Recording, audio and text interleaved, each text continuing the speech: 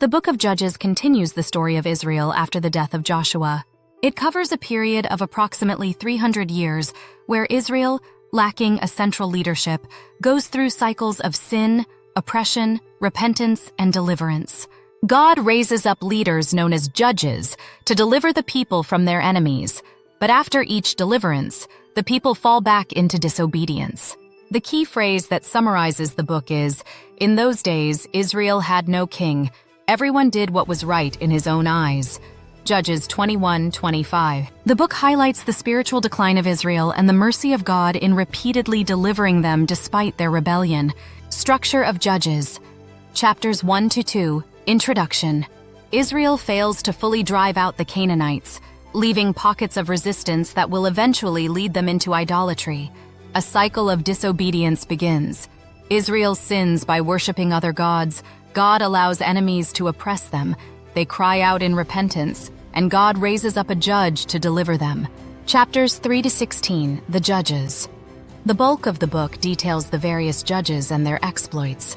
These judges are not kings or religious leaders, but military leaders and deliverers whom God uses in specific circumstances.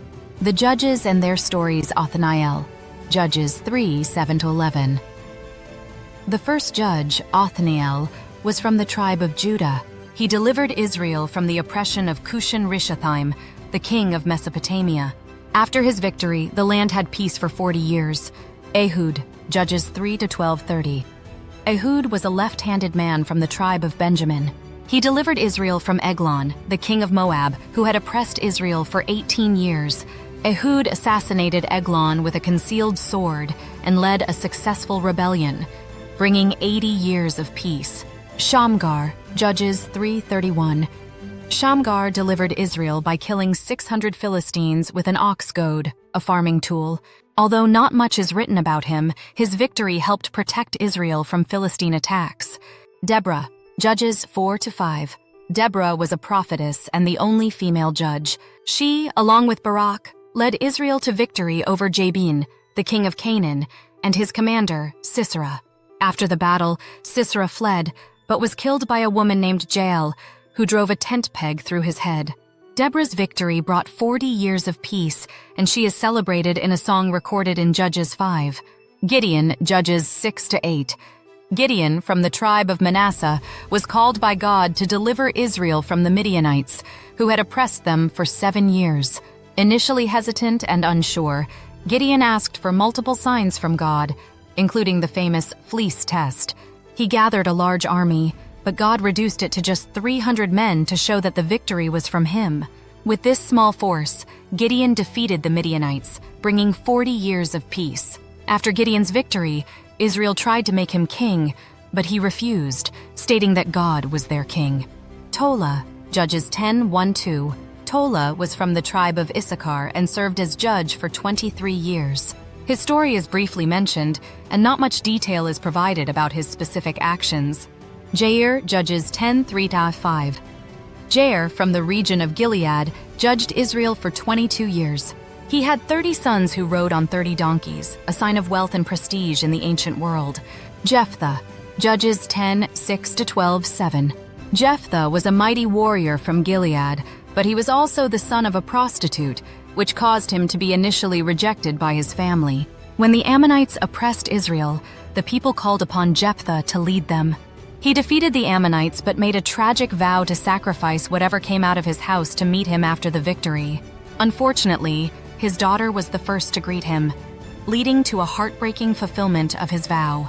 Jephthah judged Israel for 6 years. Ibzan, Judges 12:8-10. Ibzan judged Israel for 7 years. He had 30 sons and 30 daughters, and he gave his daughters in marriage outside his clan, a rare detail in the narrative. Elon, Judges 12:11-12. Elon was from the tribe of Zebulun and judged Israel for 10 years. Not much else is mentioned about him. Abdon, Judges 12:13-15.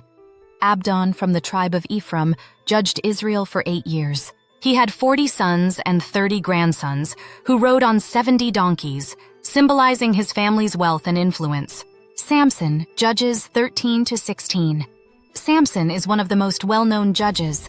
He was a Nazirite from birth, meaning he was dedicated to God and lived under special vows, e.g., no cutting of his hair. Samson's primary enemy was the Philistines, who oppressed Israel for 40 years. Despite his flaws, including his weakness for women, God used Samson's supernatural strength to defeat the Philistines in many battles. Samson's story culminates with his betrayal by Delilah, who cuts his hair and strips him of his strength.